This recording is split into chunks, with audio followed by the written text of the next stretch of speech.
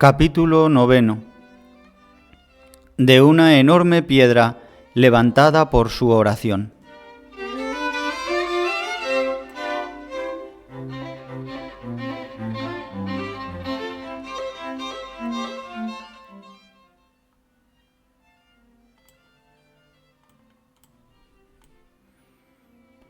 Un día, mientras estaban trabajando en la construcción de su propio monasterio, los monjes decidieron poner en el edificio una piedra que había en el centro del terreno.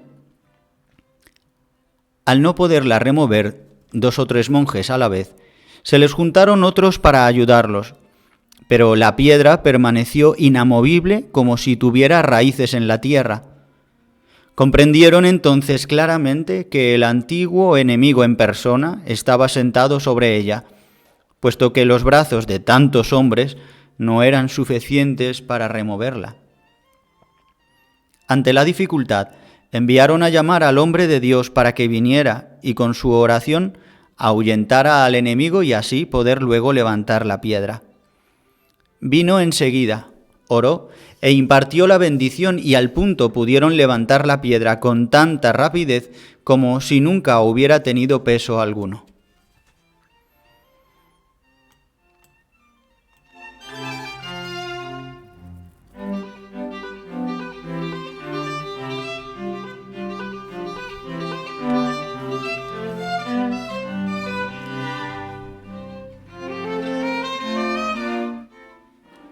Capítulo 10. El incendio imaginario en la cocina.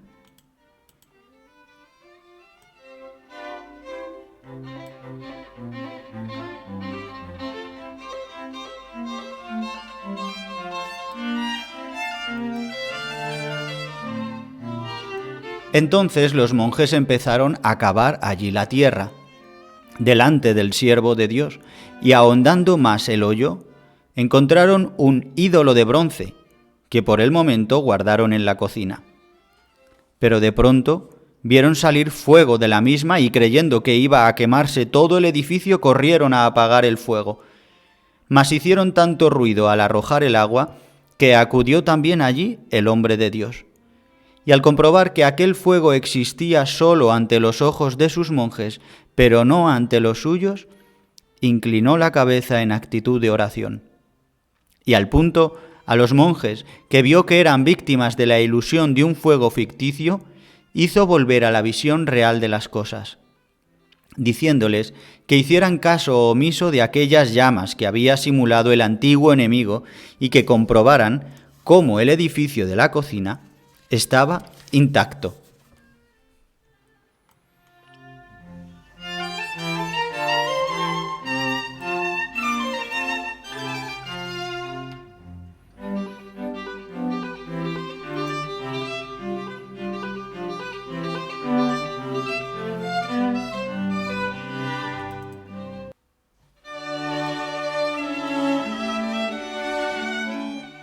Capítulo 11.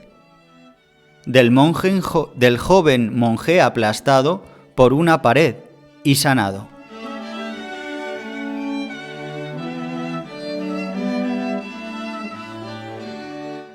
En otra ocasión, mientras los monjes estaban levantando una pared, porque así convenía, el hombre de Dios se hallaba en el recinto de su celda entregado a la oración.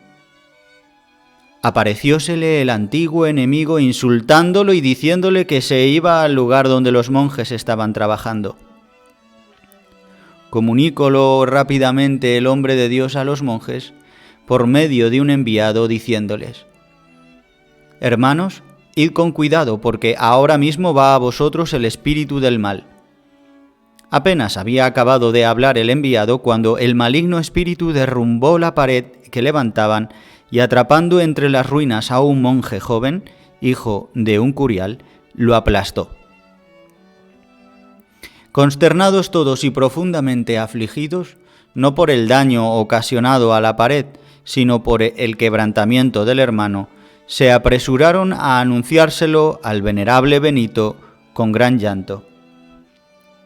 El abad mandó que le trajeran al muchacho destrozado.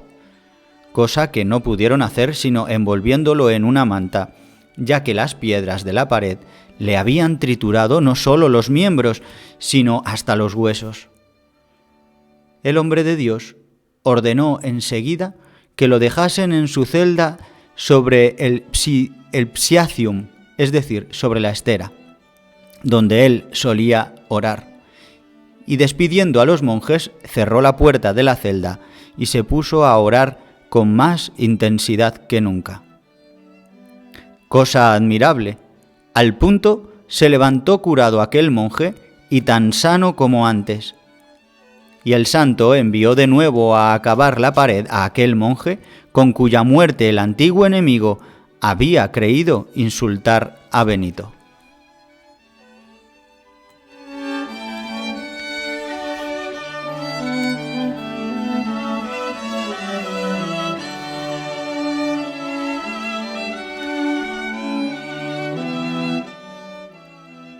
Capítulo 12. De unos monjes que tomaron alimento contra lo establecido por la regla.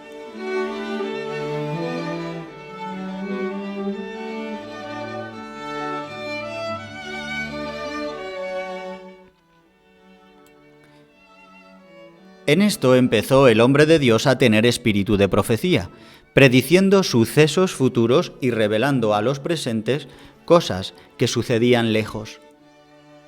Era costumbre en el cenobio que cuando los monjes salieran a hacer alguna diligencia, no comieran ni bebieran fuera del monasterio. Este punto de la observancia se guardaba escrupulosamente, según lo establecido por la regla. Un día salieron unos monjes a cumplir cierto encargo, en el que estuvieron ocupados hasta muy tarde. Y como conocían a cierta piadosa mujer, entraron en su casa y tomaron alimento. Llegaron muy tarde al monasterio y según la costumbre pidieron la bendición al abad. Este los interpeló al punto diciendo: ¿Dónde habéis comido? En ninguna parte, respondieron ellos. Pero él les reprochó: ¿por qué mentís de este modo? ¿Acaso no entrasteis en casa de tal mujer y comisteis allí tal y tal cosa y bebisteis tantas veces? Cuando vieron que el venerable abad les iba refiriendo la hospitalidad de la mujer, la clase de manjares que habían comido y el número de veces que habían bebido, reconocieron todo lo que habían hecho y temblando cayeron a sus pies y confesaron su culpa. Pero al instante los perdonó, creyendo que en adelante no volverían a hacer semejante cosa, pues sabían que aun ausente les estaba presente en espíritu.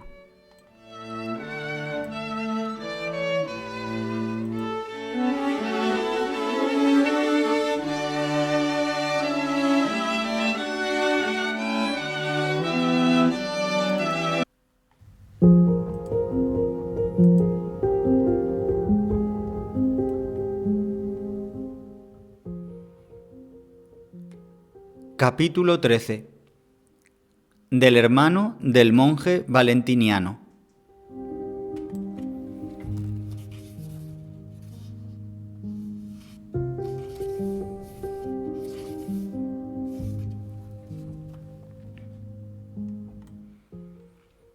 El hermano del monje valentiniano, de quien más arriba hice mención, era un hombre seglar muy piadoso.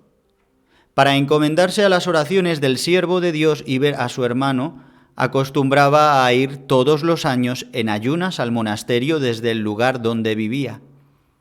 Cierto día, yendo de camino hacia el monasterio, se le juntó otro caminante que llevaba consigo comida para el viaje. Siendo ya la hora avanzada, le dijo: «Ven, hermano, tomemos alimento para no desfallecer en el camino». A lo que respondió aquel: «De ninguna manera, hermano, no lo tomaré, porque he tenido siempre la costumbre de ir en ayunas a visitar al venerable Benito». Recibida esta respuesta, el compañero de viaje no insistió más por el momento.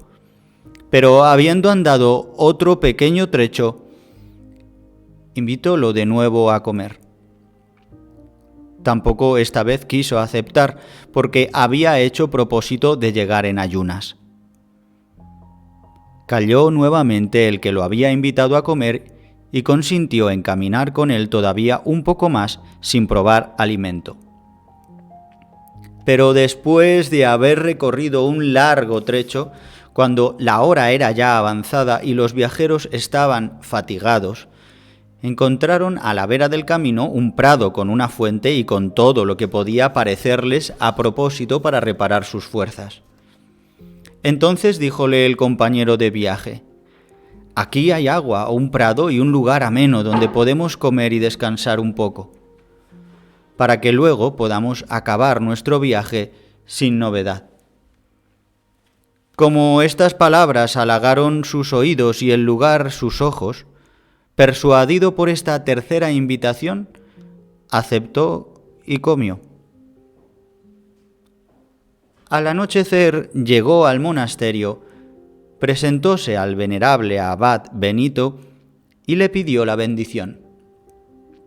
Pero al instante el santo varón le reprochó lo que había hecho en el camino, diciéndole: «¿Cómo ha sido, hermano, que el maligno enemigo que te habló por boca de tu compañero de viaje no pudo persuadirte la primera vez ni tampoco la segunda, pero logró persuadirte a la tercera y te venció en lo que quería?» Entonces él reconoció su culpa, fruto de su débil voluntad.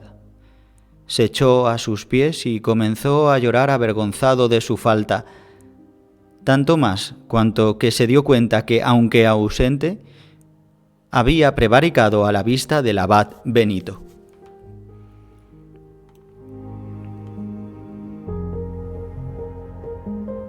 Y dijo Pedro a Gregorio: «Veo que en el corazón de este santo varón había el espíritu de Eliseo, que aunque estaba lejos, estuvo presente en lo que su discípulo Gehazi hacía».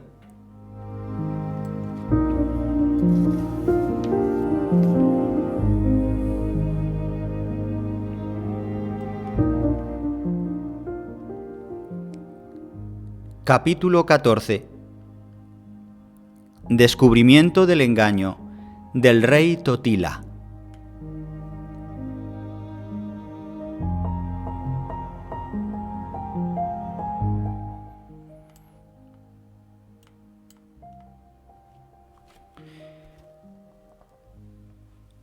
«Ahora, Pedro», dice Gregorio, «es necesario que calles un poco para que puedas conocer aún mayores cosas.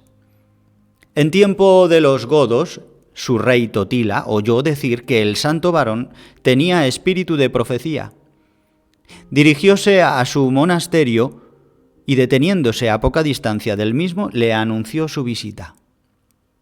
Enseguida se le pasó el aviso al monasterio diciéndole que podía venir, pero él, pérfido como era, intentó cerciorarse de si el hombre de Dios tenía espíritu de profecía. Para ello, prestó su calzado a cierto escudero suyo llamado Rigo, lo hizo vestir con la indumentaria real y lo mandó que se presentara al hombre de Dios como si fuera él mismo en persona. Envió para su séquito a 3 compañeros de los que solían ir en su comitiva, a saber, Bulderico, Rodrigo y Blidino, para que, formando cortejo con él, hicieran creer al siervo de Dios que se trataba del mismo rey Totila. Diole además otros honores y acompañamiento, para que tanto por el séquito como por los vestidos de púrpura le tuviesen por el propio rey. Cuando Rigo llegó al monasterio, ostentando las vestiduras reales y rodeado de numeroso séquito, el hombre de Dios estaba sentado a la puerta. Vio cómo iba acercándose y cuando podía ya hacerse oír de él, gritó diciendo: «Quítate eso, hijo, quítate eso que llevas, que no es tuyo. Al instante, Rigo cayó en tierra lleno de espanto por haber intentado burlarse de tan santo varón. Y todos los que con él habían ido a ver al hombre de Dios cayeron consternados en tierra. Al levantarse, no se atrevieron a acercársele, sino que regresaron a donde estaba su rey, y temblando le contaron la rapidez con que habían sido descubiertos.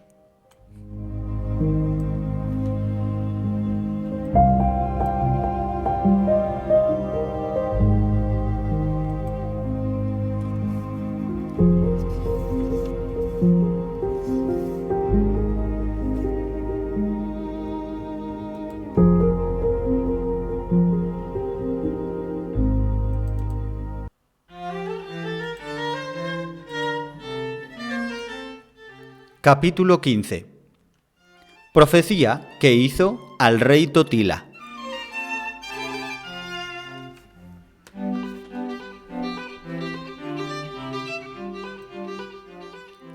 Entonces el rey Totila en persona llegóse al hombre de Dios, y viéndole a lo lejos sentado no se atrevió a acercársele, sino que cayó de hinojos en tierra. El hombre de Dios le dijo 2 o 3 veces: «Levántate». Pero como él no se atrevía a levantarse en su presencia, Benito, siervo de nuestro Señor Jesucristo, se dignó a acercarse al rey, que permanecía postrado. Lo levantó, lo increpó por sus desmanes y en pocas palabras le vaticinó todo cuanto había de sucederle. Le dijo: «Has hecho y haces mucho daño. Ya es hora de poner término a tu maldad. Ciertamente entrarás en Roma, atravesarás el mar y reinarás 9 años, pero al 10º morirás». Oídas estas palabras, el rey quedó fuertemente impresionado, le pidió la bendición y se marchó. Y desde entonces fue menos cruel. Poco tiempo después entró en Roma. Pasó luego a Sicilia, y al 10º año de su reinado, por disposición de Dios Todopoderoso, perdió el reino con la vida.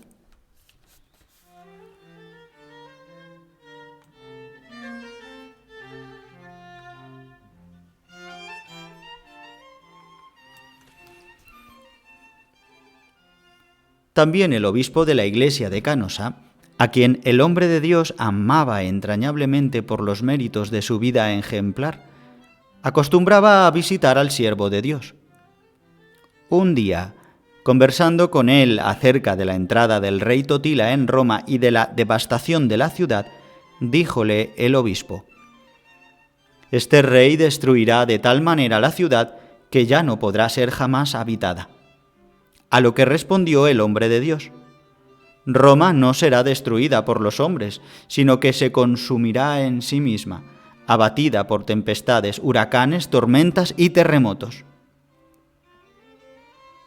Los misterios de esta profecía no son ya más patentes que la luz, puesto que vemos demolidas las murallas de la ciudad, arruinadas sus casas, destruidas sus iglesias por los huracanes, y que se van desmoronando sus edificios como cansados por una larga vejez.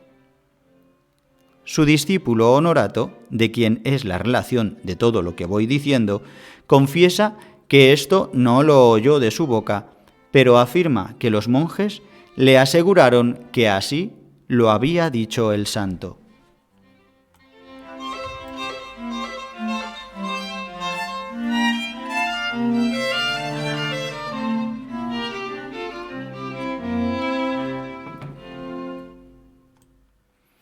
Bien, pues terminamos hoy la lectura espiritual de este librito, de estos diálogos de San Gregorio Magno sobre la vida de San Benito. Esta forma antigua, ¿no?, y primitiva de escribir, como vemos en tantos filósofos y en tantos escritores antiguos, esta forma de diálogo, que es una manera de poder introducir de una manera fácil y ágil, a través de preguntas y respuestas, a través de historias concretas contadas a través de este diálogo, ¿no? Es una manera de poder introducir así a los que lo leen, ¿no? en todas las ideas que el escritor quería introducir. De esta manera así filosófica, majestática, y nos invita San Gregorio Magno a contemplar a este gran santo, a San Benito de Nursia. Bien, pues estas pequeñas anécdotas que nos ayudan también en nuestra vida ordinaria, también a ser fieles en lo poco, a poder ver a Dios en su presencia en cada cosa que hacemos. Bien, pues yo os remito hasta tarde a las 6:30, que continuaremos con la oración, la exposición del Santísimo, la oración del Santo Rosario y la Santa Misa. Buenas tardes a todos.